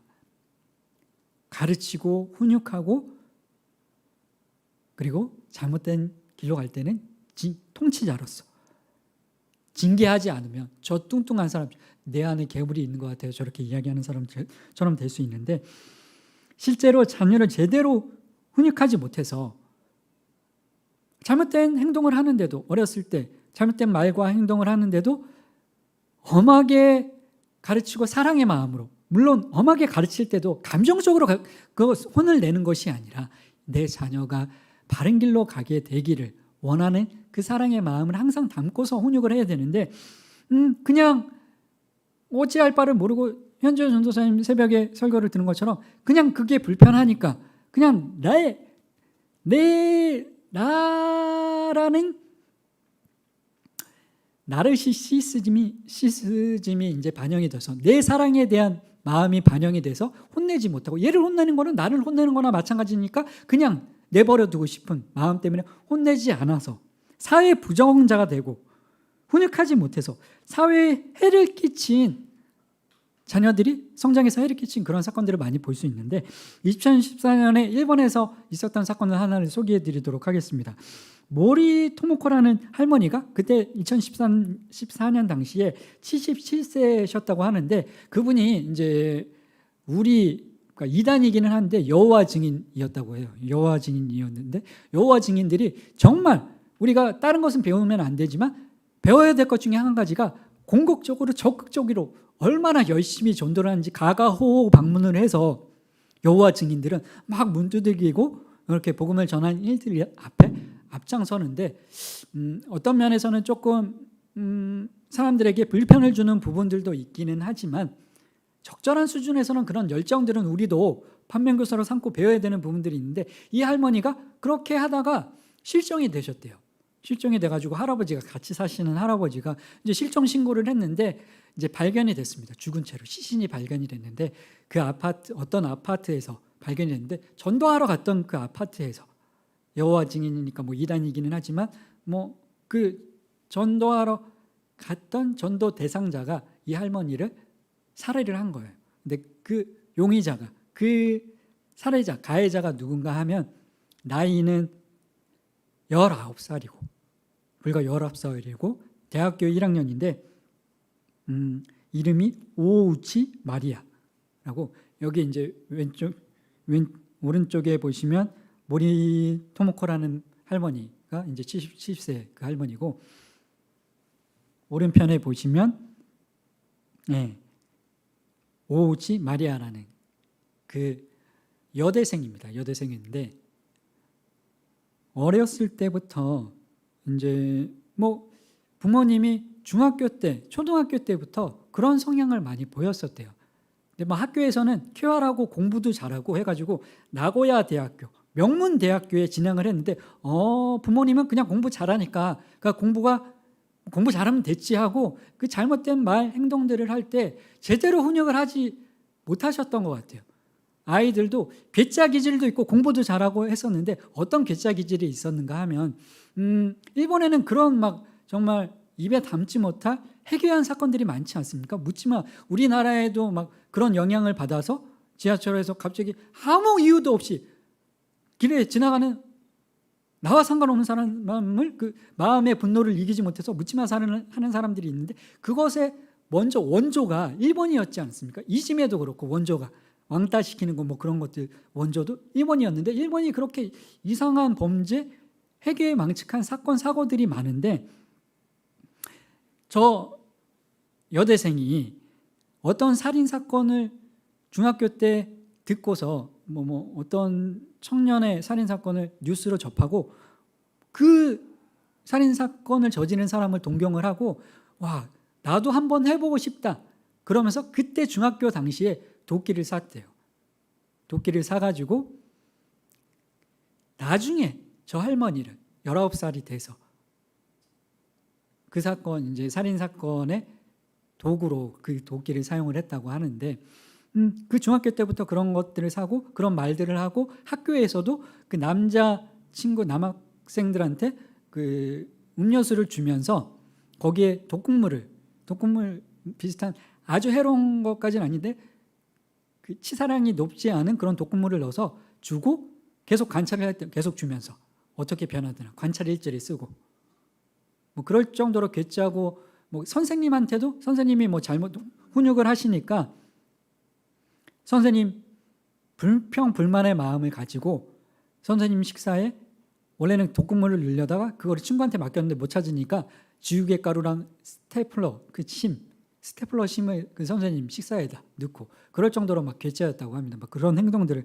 많이 했었다고 하는데, 근데 이제 그런 행동들을 하고 그것이 알려지고 부모님이 알았으면 바르게 훈육을 하고 잘못된 길로 가지 않게끔 잘 가르쳤어야 되는데 그냥 공부 잘하니까, 그리고 학교에서는 또 인기가 있었대요. 공부도 잘하고 쾌활한 성격이고 그런 조금 괴짜 같은 기질이 있긴 했었지만 그런 거 외에는 막 응원 단장도 하고 그랬었으니까. 근데 어렸을 때부터 그 범행 동기로 이제 잡히고 나서 뭐라고 저 청년이 이야기를 했냐 하면, 어릴 때부터 사람을 죽여보고 싶었다. 그런 참담하고 이해할 수 없는, 우리로서는 평범한 사람들은 이해할 수 없는 그런 이야기들을 조사할 때 이야기를 했는데, 그리고 SNS에 그 할머니 그 사건을 벌이고 나서 바로 몇 시간 뒤에 자기 SNS에 이런 거를 올렸다고 합니다. 그러니까 명문대, 메이다이, 명문대 한자로 이제 명문대 출신, 사형수는 아직 없지 그러면서 자기 SNS에 올리면서 뒤에 자기가 그 일을 저질렀다. 명문대 나고야 대학교 그 명문 대학생인데 그러면서 막 자랑을 하고 자기가 꿈꿔왔던 그런 일들은 뭐 저질렀다 그러면서 사이코패스 성향을 가지고 있었던 그런 친구인데, 어릴 적부터 뉴스에 보도되는 그 살인 사건을 보면서 흥미를 보이고 가해자를 동경하는 발언을 하고 학교에서 그런 조금 사건 사고를 저지르고 했었는데, 그렇다고 하면 공부 잘하는 걸로 된 것이 아니라 그냥 학교에서 친구들한테 조금 인기 있는 걸로 된 것이 아니라 그 잘못된 행위의 수위를 보고서 발견이 되었으면 선생님들도 그렇고 부모님도 그렇고 적절하게 가르치고 훈육하고 신앙교육과 인성교육을 바르고 했어야 될 의무가 있었는데 그러지 못했기 때문에 저런 사회 부정자, 사회 사이코패스를 사회에 많이 배출할 수밖에 없었다는 것입니다. 근데 일본에 보면 그런 사건 사고들이 많지 않습니까? 과거에 우리 아까도 말씀드린 그 묻지마 살인도 그렇고 이지메도 그렇고 뭐 여러 가지 이제 기이한 말로 참담한 살인 사건들이 많이 뉴스로 전해져 오는 것을 들을 수 있는데, 일본의 이 사건과 유사한 경악할 만한 사건들이 많이 벌어지는 것이 왜일까? 그 반인륜적인 사건들이 벌어지는 것이 왜일까? 그런 생각들을 해보니까 그런 생각이 드는 것 같습니다. 그 이유가 이것이지 않을까? 가정이 학교로서의 역할, 교회로서의 역할을 해야 되는데 부모님이 선생님으로서 최초의 교사로서의 역할을 하고, 그리고 최초의 목회자로서의 역할을 하고, 부모가 최초의 통치자로서의 역할을 가정 안에서 부모가 그것을 해야 될 의무가 있는데 5계명에게 하나님께서 우리에게 요구하시는 것처럼 그런 의무들을 다 하지 못했기 때문에, 그런데 어떻게 하면 그 최초의 목회자로서의 역할을 부모가 할 수 있겠습니까? 먼저 본인이 신앙교육을 잘 받아야 그런 역할들을 할 수 있지 않겠습니까? 그런데 일본의 기독교 인구가 몇 퍼센트나 되는지 알고 계십니까? 굉장히 적다고 우리가 알고 있는데, 통계 조사에 따르면 일본 종교인 그 통계를 찾아보면 뭐 신토라는 종교, 그 토착 종교인데, 그 사이비 토착 종교인데 일본 인구의 100%가 그 신토를 믿는다고 합니다. 그럼 그걸로 끝인 것 같은데 신토 100% 하고 또 그것도 믿고 불교도 70%, 이 신토 믿으면서 동시에 불교도 70%인 거예요. 동시에 기독교도 믿고 기독교 1%, 다 신교. 그리고 하나님을 제대로 믿는 기독교인들은 불과 1%밖에 되지 않기 때문에 그 1% 안에도 뭐 여호와 증인, 아까 이야기했던 여호와 증인도 포함되어 있고 카톨릭도 포함되어 있고 이단들도 다 포함되어 있기 때문에 제대로 된 부모로서 어떤 최초의 목회자로서 가정교육을 할 수 있는 부모가 양성이 될 수 있는 기관이 없었다는 것이 이런 사건 사고가 일본 안에 많을 수밖에 없었던 이유이지 않을까, 그런 생각이 드는 것 같습니다. 여러분들은 여러분의 자녀들이 어떤 자녀가 되기를 원하십니까? 그 일본의 그 청년, 아까 오우치 마리아 그 청년이나 뭐 정말 아까 그 만화에 나왔던 이 뚱뚱한 내 안에 괴물이 있는 것 같아요. 여러분의 자녀가 저렇게 되기를 바라십니까? 저렇게 되지 않아야 되지 않겠습니까? 이 여대생처럼 되지 않아야 되지 않겠습니까? 여러분의 자녀들이 어떤 사람이 되기를 원하십니까? 부모로서, 최초의 교사로서, 최초의 목회자로서, 최초의 통치자로서 바른 인성교육을 하여야 하고, 바른 신앙교육을 하여야 하고, 잘못할 때는 바른 징계를 하면서 통치자로서의 역할을 하여야 하는데, 여러분들 가정 안에서 그 일들을 잘하고 계십니까? 그 일들을 잘하지 못하면 저런 자녀들로 우리 자녀들이 정말 참담한 일이 벌어질 수 있는데, 성경에도 보면 우리가 새벽에 계속 현지오 전도사님을 통해서 말씀을 듣는 것처럼 그 암논과 압살롬이 어떠했습니까? 다윗이 제대로 가정에서 통치자로서, 부모로서 바르게 징계하지 못하고 암논의 그 잘못된 행위를, 압살롬의 잘못된 행위를 바르게 징계하지 못해서 어떤 일이 벌어지게 됩니까? 계속 새벽에 이제 현지오 전도사님이 그 말씀을 전해주고 계시는데, 누이를 강간을 하고 자기 누이가 강간당했다고 해서 자기의 형을 죽이고 집안이 콩가루 집안이 되는 다윗이 제대로 그 자기 자녀들을 가르치지 못해서 징계하지 못해서 어떻게 됩니까? 뭐 일본의 그런 일들 못지않은 일들이 성경 안에서도, 다윗의 가문 안에서도 벌어지는 것을 저희들이 보고 있지 않습니까?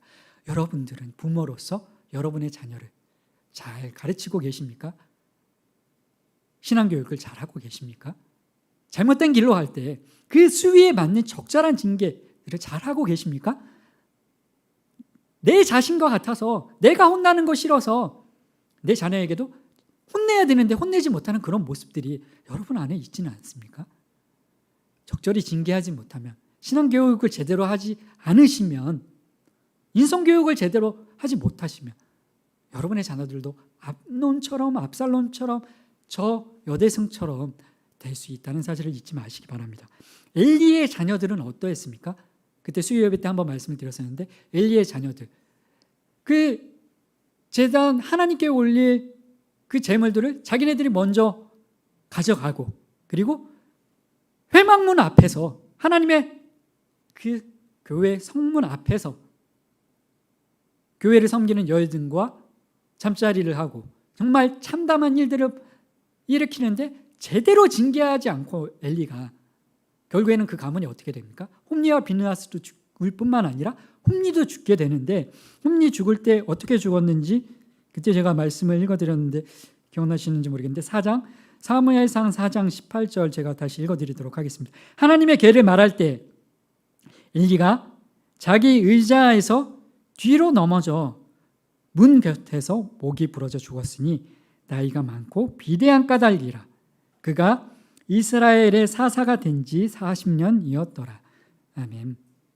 여기 그 비대한, 하나님의 계가 빼앗겼다고, 그 자기 아들들이 죽었다고 소식을 전하는 자들이 와서 이야기할 때 그 소식을 듣고 의자 뒤로 넘어가서 죽었는데, 왜 죽었냐? 목이 부러져 죽었는데 의자가 넘어져서, 몸이 비대해서 그렇게 죽었다, 성경에서 기록을 하고 있는데, 그 비대라는 단어도 동일하다 제가 말씀드렸는데 기억하십니까? 카보드, 동일한 단어입니다. 그 카보드, 무게, 비대하다, 무겁다. 그러니까 성경 기자가 의도적으로, 역설적으로 제대로 자녀들을 가르치지 않아서 자기 몸만 무거워지고 기름덩어리로 무거워지고 하나님의 권위의 영광의 무게로 내 안이 가득 차는 것이 아니라, 그 권위로 가득 차는 것이 아니라 기름덩어리로, 세상의 욕심으로 가득 차게 되면 권위가 그렇게 땅에 떨어진다는 것을 역설적으로 성경 기자가 부모님들에게, 권위자들에게 말씀하고 계시다는 사실을 무거운 마음으로 경각심을 가지고 들으시기 바랍니다. 여러분의 자녀들이 잘못된 길로 갈 때, 홈리와 비나스가 그렇게 했을 때, 암논과 압살롬이 그렇게 했을 때, 저 여대생이 그렇게 했을 때, 여러분의 자녀들이 그런 행동들을 할 때, 그 잘못된 수위에 맞는 적절한 징계를 행하고 바르게 신앙 교육을 하고 최초의 교사로서 인성 교육을 바르게 하지 않으면 하나님께서 여러분에게 위임하신 그 권위가, 그 카보드가 그 권위가 떨어질 수밖에 없다는 사실을 잊지 마시기 바랍니다. 여러분의 부모로서의 권위를 바르게 세울 수 있는 방법은 하나님께서 요구하시는 대로 하나님께서 위임하신 그 권위를 사용을 하여 가르치고 훈육하는 것에 열심을 다할 때 여러분의 권위가 바르게 든든하게 세워지고 자녀가 여러분의 권위를 존중할 수 있게 된다는 사실을 잊지 마시기 바랍니다. 혼낼 때, 잘못된 길로 갈 때 혼낼 때 도리어 부모님에게 감사한 마음을 가지고 잘못된 신앙관을 가지고 있을 때 바르게 신앙 교육을 하고, 힘들고 어려워도 막 암송하는 일을 어렸을 때부터 시킬 때 아이들이 장성해서 그 말씀을 자신이 인생 가운데 걸어가다가 넘어지기도 하고 환난을 만나기도 하고 실족하기도 할 때 그 어렸을 때 암송했던 말씀이 기억이 나면서 그 시험을 이기게 되면서 그 감사함을 또 부모님에게 느끼면서 부모의 권위를 존중하게 된다는 사실을 기억하시기 바랍니다. 부모의 권위를 세우는 일은 하나님께서 주신 그 권위를 사용을 할 때, 바르게 가르치고 바르게 징계할 때 그 권위가 바르게 설 수 있다는 사실을 잊지 마시고, 그런 일들 앞에 소홀할 때는 부모의 권위는 땅에 떨어질 수밖에 없다는 사실을 잊지 마시기 바랍니다. 그럼 아이들을 언제부터 어떻게 가르치는 것이 좋을까요? 교사로서, 목회자로서, 통치자로서 자녀를 분명하게 우리가 가르칠 때 우리의 부모로서의, 리더로서의, 권위로서의 권위가 바르게 세워지는데 언제부터 가르치는 것이 좋을까요? 58조 맨 위에 태어나면서부터 가르쳐야 됩니다. 그렇게 기록이 되어 있는데 영상 한번 같이 함께 보시도록 하겠습니다. It's like riding a bike, meaning it's really easy and you can't forget how to do it, right? But I did something that damaged, like many 6-year-olds with a MacGyver mullet, I learned how to ride a bike when I was really young. I had learned a life skill and I was really proud of it. Everything changed though when my friend Barney called me 25 years later. Where I work, the welders are geniuses and they like to play jokes on the engineers. He had a challenge for me. He had built a special bicycle and he wanted me to try to ride it. He had only changed one thing. When you turn the handlebar to the left, the wheel goes to the right. When you turn it to the right, the wheel goes to the left. I thought this would be easy, so I hopped on the bike ready to demonstrate how quickly I could conquer this. And here he is, ladies and gentlemen, Mr. Destin Sandlin. First attempt riding the bicycle. All right. So the faster I go, the better. Yeah. I couldn't do it. You can see that I'm laughing, but I'm actually really frustrated. In this moment, I had a really deep revelation. My thinking was in a rut. This bike revealed a very deep truth to me. I had the knowledge of how to operate the bike, but I did not have the understanding. Therefore, knowledge is not understanding. Look, I know what you're probably thinking. Destin's probably just an uncoordinated engineer and can't do it. But that's not the case at all. The algorithm that's associated with riding a bike in your brain is just that complicated. Think about it. Downwards force on the pedals, leaning your whole body, pulling and pushing the handlebars, gyroscopic precession in the wheels. Every single force is part of this algorithm. And if you change any one part, it affects the entire control sector. They're just going to power through it. It doesn't work. Your brain cannot handle this. For instance, this guy. I offered him $200 just to ride this bike 10 feet across the stage. Everybody thought he could do it. No, you didn't understand. 그 내용이 뭔가 하면 아시는 분들도 계실 텐데 그 자전거를 어떤 사람이 어떤 기술자가 자전거를 만들었는데 오른쪽으로 틀면 바퀴가 왼쪽으로 가고 핸들을 왼쪽으로 틀면 바퀴는 오른쪽으로 가는 거꾸로 이제 작동을 하는 자전거를 개발을 했는데 만들어 가지고 실험을 한 거예요. 실험을 했는데 이거를 과연 사람이 탈 수 있는지 없는지. 그래서 결국에는 대부분의 사람들이 못 타고 저 사람도 못 탔는데 정말 피나는 노력을 해서 어렸을 때 타던 그 습관이 몸에 배어 있기 때문에 이거를 고치는 게 쉽지 않았는데 8개월 만에 연습을 해가지고 성공을 했다고 합니다. 성공을 했는데 그걸 이제 연습해서 성인들이 이제 성공을 하는 사람들이 뭐 짧으면은 뭐 아무튼 더 짧은 시간 내에 하는 사람들도 있었는데 근데 이분이 아이에게 이거를 실험을 했는데 아이들은 얼마 만에 이것을 터득을 했냐, 얼마 만에 배웠냐, 뭐 1주, 2주 만에 금방 배웠다고 합니다. 그러니까 이 요지는 뭐냐 하면 어렸을 때부터 그러니까 습관이 고착화되기 안 좋은 습관들이 고착화되기 전에 어렸을 때부터 가르치면 고치기 쉬운데 적응하기 쉬운데 근데 나중에 성장하고 나서 어른이 되고 나서 그거를 가르치고 고치고 배우게 하려면 굉장히 어렵다는 겁니다. 굉장히 그것을 적용시키기. 그렇기 때문에 어렸을 때부터 어떤 것이 바른 길이고 어떤 것이 잘못된 행동인지 어떤 것이 바른 신앙관인지 어떤 것이 바른 인성인지 그것을 성장한 이후에 좀 더 알아들을 때부터 가르치면 되지. 그게 아니라 아이들은 어려서부터 그러니까 저희 보시면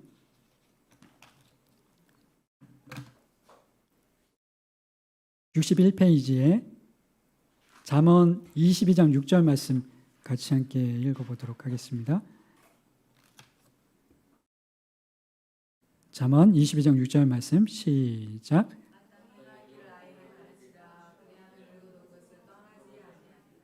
예, 여기서 아이가 나오잖아요. 이 아이가 몇 살짜리 아이를 이야기하는 걸까요? 아이도 뭐 여러 아이가 있는데 36개월 그 무렵 다 그 아이들을 통칭하는 겁니다. 그러니까 어렸을 때 못 알아듣는 게 아니라 태어나면서부터 이미 다 알기 때문에 뭐 본능적으로 먹고 싸고 그리고 내 거 뭐 남의 거 뭐 다 알기 때문에 그때부터 그러니까 태어나서부터 36개월의 그 사람을 아이라고 이제 잠언 22장 6절의 말씀을 이 아이의 의미는 그러한데 우리 언제부터 가르쳐야 되겠습니까?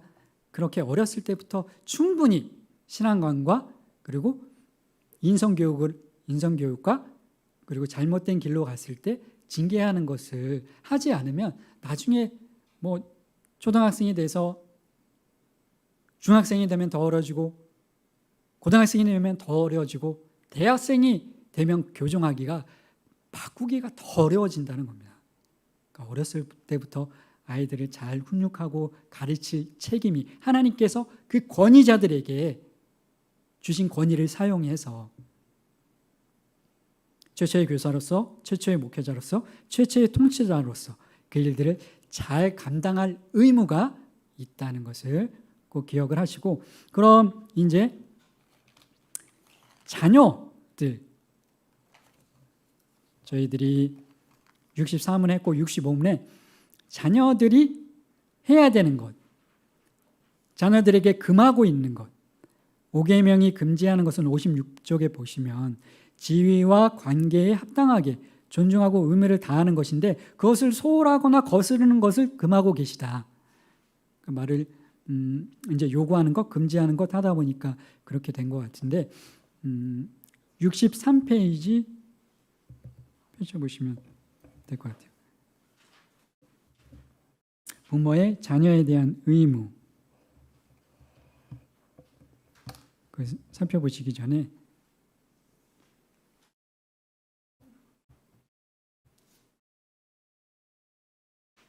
저희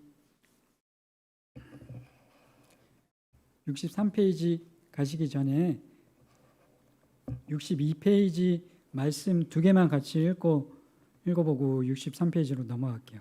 저희 잠언 위에 있는 잠언 13장 24절 말씀 시작.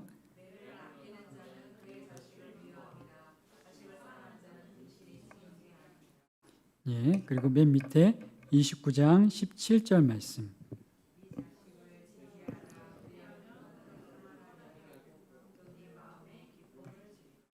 아멘. 예.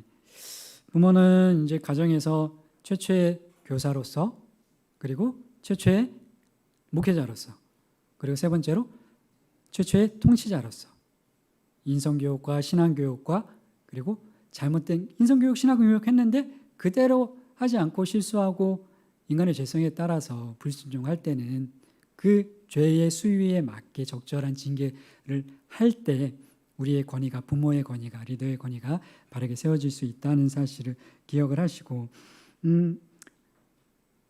자녀가 그런 어떤 권위자로서 가르침을 가르쳐 주는 것이 자녀를 위하는 길이다.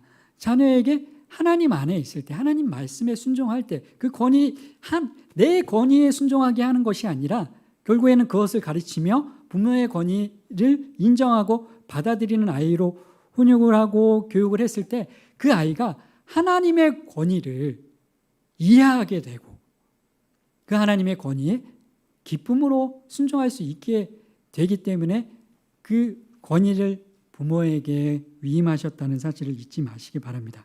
자녀들이 하나님을 두려워할 줄 알고 하나님을 경외하며 하나님을 즐거워하는 것이 인생 최대의 가장 큰 행복이라는 것을 가르쳐 주는 것이 부모의 의무이고 5계명이 부모들에게 요구하는 것이라는 사실을 잊지 마시기 바랍니다. 하나님 중심으로 사는 인생만이 지난 수요일 예배 때도 들었던 것처럼 우리 삶의 참된 행복과 진정한 안식을 경험하게 된다는 사실을 잊지 마시기 바랍니다. 다음 이제 자녀의 의무에 대해서 배우게 될 텐데, 자녀의 의무는 너무 이제 간단한데 순종하면 되는 겁니다. 부모님 말씀에 권위자의 가르침과 인성교육과 신앙교육과 징계에 순종하면 되는 것인데, 63조 이 부모에 대한 자녀의 의무, 동그라미 1번 같이 함께 읽어보도록 하겠습니다. 시작.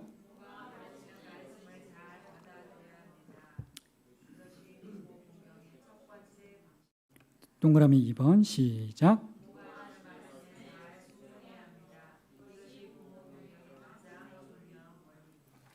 예, 이렇게 자녀들이 해야 될 의무는 너무 쉽고 간단하지 않습니까? 뭐 복잡하지 않고 그냥 순종하면 되는 거예요. 권위자의 말씀 앞에, 가르침 앞에 순종하면 되는데, 근데 그 권위자가 빵꾸, 그 권위의 우산이 빵꾸란 일본어로 구멍이 난 우산이라면 제대로 그 자녀를 보호할 수 없다고 저희들이 계속 말씀을 들었던 것처럼 64페이지에 보시면 부모가 하라는 것은 무조건 순종해야 할까요? 그렇지 않다는 겁니다. 하나님 말씀과 부모님의 말씀이 대립이 될 때 어떤 명령에 순종을 해야 되겠습니까? 부모님 명령과 하나님 명령이, 성경의 말씀이 대립이 될 때 하나님 말씀에 더 높은 권위에 순종을 해야 되지 않겠습니까? 뭐 부모님이 가서 은행 털어 오래요 해서 그 순종하라고 했다고 해서 무조건 순종하거나 하는 것이 올바른 것이겠습니까? 요나단이 아버지 사울의 이야기에 다윗을 죽이라고 하고 다윗을 죽이려고 했던 그 말에 무조건 다 순종했습니까? 그렇지 않지 않습니까? 부모가 성경적인 어떤 바른 가르침을 가르치지 않고 제대로 된 인성교육을 하지 않을 때 부모의 권위가 제대로 서지 않고 그런 하나님의 권위와 대립이 되는 잘못된 가르침 앞에는 우리 자녀들이 그것을 잘 분별하고 또 다른 목사님이나 다른 권위자들한테 물어보고 어떤 말씀을 따라야 될지, 어떤 결정을 해야 될지 잘 분별하여 순종하는 것이 지혜로운 삶의 길이라는 사실을 기억하시기 바랍니다. 부모가 징계할 때 잘 받아들여야 하고, 모두가 다 자녀들이 완전하고 완벽하고 실수하지 않는 자녀들, 나는 그런 자녀다, 나는 부모님을 한테 혼날 일을 한 번도 해본 적이 없다, 나는 교회에서도 학교에서도 한 번도 거짓말도 해본 적 없고 항상 모범생이었다. 혼날 만한 일을 나는 해본 적이 없다. 그렇게 자신할 수 있는 사람들이 있으십니까?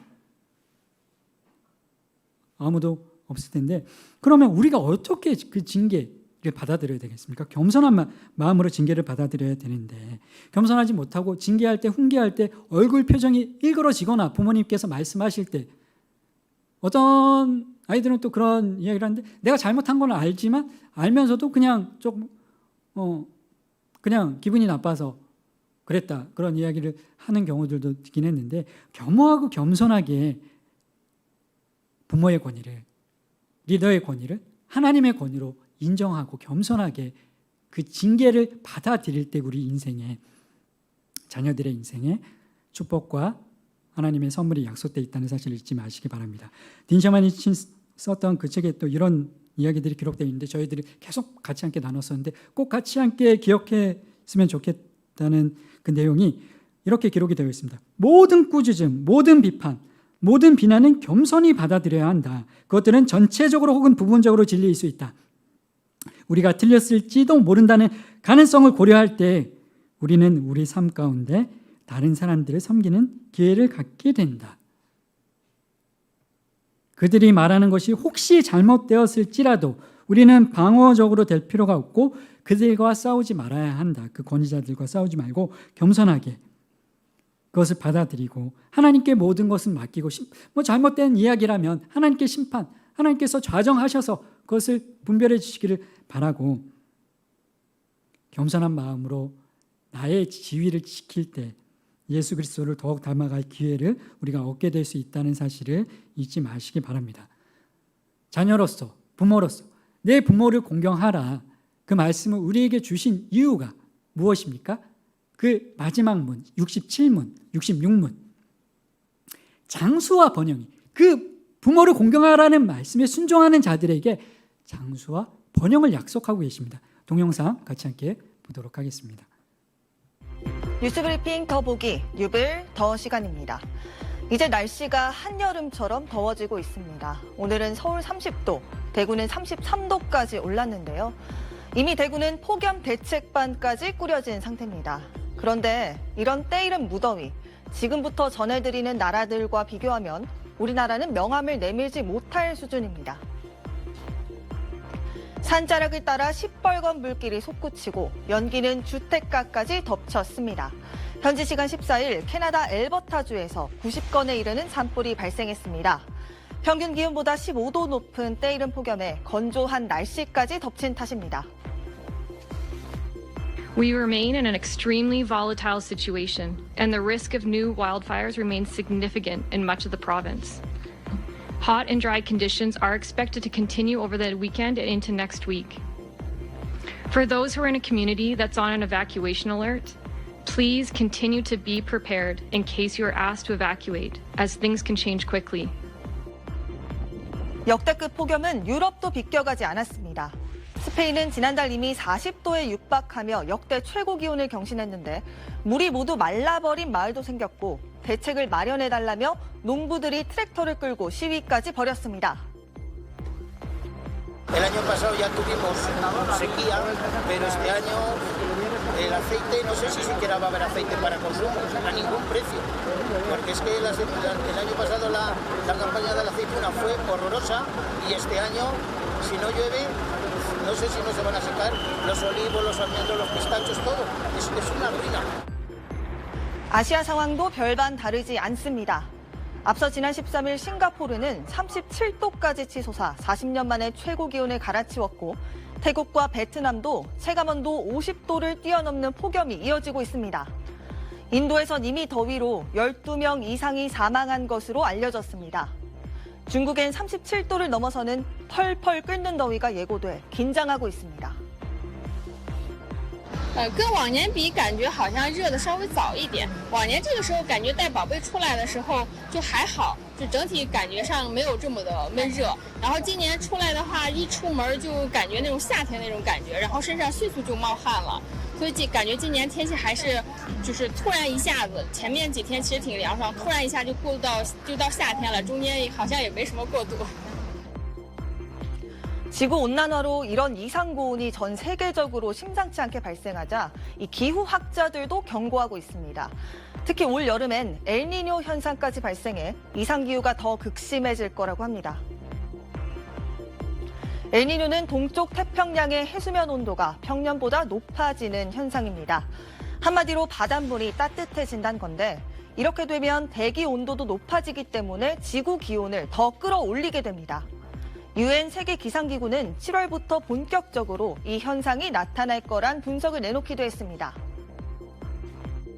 The next few months, from May to July, we have a 60% chance to enter into an El Niño phase. This likelihood will increase to 70% if we look at the period from July to August, and even to 80% if we go past August. But of course, beyond, we can't say much. That's where we are now. So, of course, this will change the weather and climate pattern worldwide. 지금의 이상기온은 별게 아닐 수도 있는 겁니다. 엘니뇨 현상은 지역별로 폭염과 가뭄은 물론이고 홍수까지 다양한 기상 이변을 불러오게 되는데 보통 우리나라의 경우엔 남부지방을 중심으로 강수량이 늘어나는 경향이 있습니다. 보통 엘니뇨해 여름에 이제 우리나라는 남부지방 비가 많이 내리고 대체로 기온은 평년과 비슷하다. 그렇더라도 최근 기후 변화가 기온이 계속 상승하는 추세이기 때문에 더운 여름은 될 것이다. 그리고 비도 많이 온다. 이렇게 예측을 하는 거죠. 기상이변 경고등이 켜진 가운데 필리핀 정부에선 지하수 생산량을 늘리는 등 각국에선 벌써 대책 마련에 분주히 나서고 있습니다. 지금까지 뉴빌더 전연남이었습니다. 굉장히 꽤 오래전부터 이런 이야기들, 경고하는 이야기들을 들었었는데 그리고 올해 2월 달에도 그 청년부 수련회를 가서도 또 그런 말씀을 들었었는데 좀 멀게만 느껴졌었는데 이제 바로 눈앞에 그런 일들이 다른 나라에서는 이미 벌어지고 있고 우리나라에까지 눈앞에 코앞에 닥쳐와 있습니다. 보시니까 어떤 마음, 어떤 생각들이 드십니까? 쉽지 않은 고난과 역경들, 환난들이 이제 펼쳐지게 될 것인데 어떻게 대비해야 되나 두려운 마음이 드십니까? 우리 그리스도인들은 두려워할 필요가 없습니다. 하나님께서 지난주 말씀에 또 오늘 계명에 우리가 이런 어려움과 역경들을 이겨낼 수 있는 우린 죽지 않고 이 땅에 살아가는 사람들은 저런 일들 때문에 기근, 자연재해, 홍수로 사고를 당해서 사망자들이 발생했다. 아까도 인도에도 12명이 그렇게 죽었다 그런 이야기들이 나오는데 오늘 5계명을 주신 이유가 뭐라고 기록이 되어 있습니까? 땅에서 내가 장수하리라. 장수할 수 있는 방법을, 비결을 우리에게 알려주고 계십니다. 축복들을 약속하고 계시고 안식일을 기억하여 거룩하게 지킬 때, 부모를 공경할 때, 나를 사랑의 대상으로 삼을 때 너희들은 저런 일들 걱정하고 두려워할 필요 없단다. 그 비결을 말씀해주고 계시는 것이 다른 것이 10계명이 아니라 우리에게 저런 환난과 어려움들을 대비할 수 있는 비결들을, 방법을 알려주시고 이겨낼 수 있는, 승리할 수 있는 복을 우리에게 주시길 원하시는 분이 하나님이시라는 사실을 기억을 하시고 여러분들 삶 가운데, 일주일의 또 삶 가운데 어떤 일들이 펼쳐진다 하더라도 그 하나님의 약속의 말씀을 믿으시고 부모를 공경하고 안식일을 기억하여 하나님을 공경할 때 하나님이 주시는 그 약속하신 땅에서 우리에게 허락하신 축복들, 그 즐거움들, 그리고 땅에서 정상에 올리시겠다고 하신 그 말씀, 그리고 야곱의 재산으로 여러분의 창고를 채워주시겠다는 그 약속의 말씀이 남들은 기근으로, 남들은 더위로, 홍수로 괴로워하고 고통스러워할 때 그 한전한 피난처 되시는 하나님께서 우리를 헵시바, 빌라로 부르시며 안전하게 돌보시고 지켜주실 줄 믿습니다. 그 말씀을, 계명을 기억하며 순종하며 나아가는 자들에게 그 축복을 허락하실 줄 믿습니다. 우리 반장 선생님 기도하고 마치도록 하겠습니다.